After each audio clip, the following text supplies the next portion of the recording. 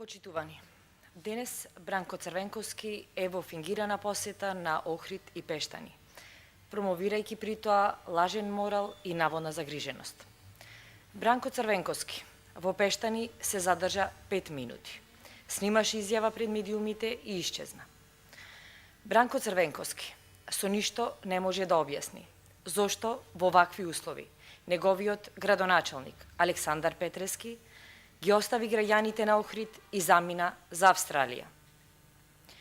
Во време кога граѓаните од Охрид се справуваат со обилните врнежи, во исто време кога целата влада со своите служби и капацитети 20 на дена континуирано работат на справување со временските неприлики, градоначалникот Петрески замина на 15-дневна партиско-туристичка посета во Австралија.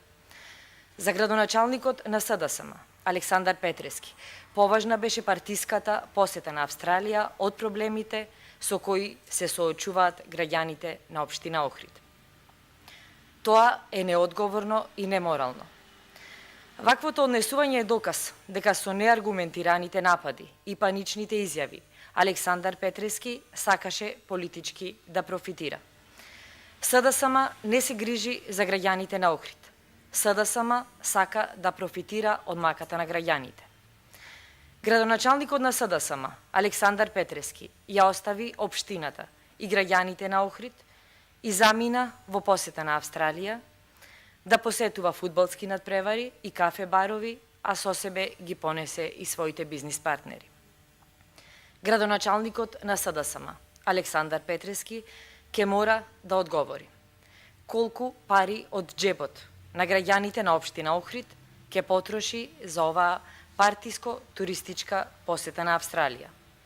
Колку дупки и неасфалтирани улици ќе се решеа со овие пари и колку долгови ќе можеше да се вратат во услови кога Охрид е најзадолжена општина во државава.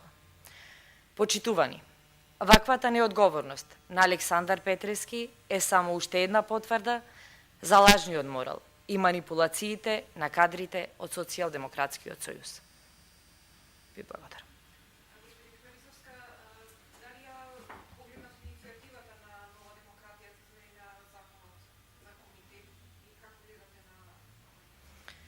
До овај момент се уште не сум ја погледнала иницијативата, не ми е доставена како член на комитетот. Во оној момент кога ќе ми биде доставена како представник на влашката етничка заедница, во тој момент и ќе го дадам и своето мислење.